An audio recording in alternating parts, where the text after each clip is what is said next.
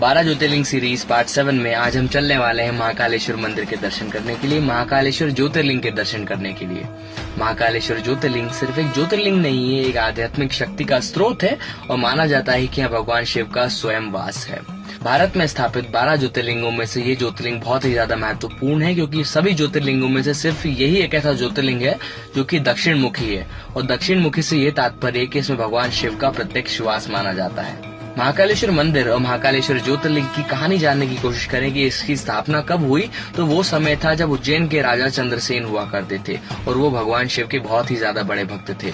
और उन्हीं के राज में उज्जैन नगरी पर एक दुशाना नाम के राक्षस ने दानव ने उज्जैन नगरी पर आक्रमण कर दिया और उज्जैन नगरी की रक्षा के लिए भगवान शिव प्रकट हुए महाकाल स्वरूप में और सभी दानवों का संहार कर उज्जैन नगरी की रक्षा की दानवों से। और तभी से भगवान शिव का एक स्वयंभू स्वरूप उज्जैन नगरी में स्थापित है महाकालेश्वर ज्योतिर्लिंग के नाम से, और सभी भक्त भगवान शिव की आराधना करते हैं ज्योतिर्लिंग के प्रत्यक्ष। भगवान महाकालेश्वर की विश्व प्रसिद्ध भस्म आरती जो कि सुबह सुबह 4 बजे होती है, वो हमें जीवन और मृत्यु के महत्व को समझाती है।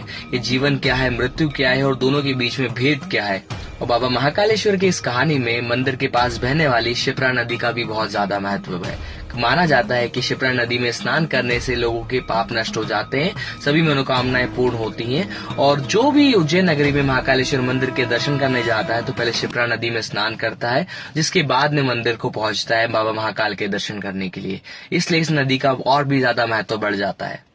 और हमारे बड़े बूढ़ों का ये कहना है कि हम भले 4 धाम की यात्रा कराएं, पर हमारा अंतिम चरण उस यात्रा का बाबा महाकाल का दर्शन होना चाहिए।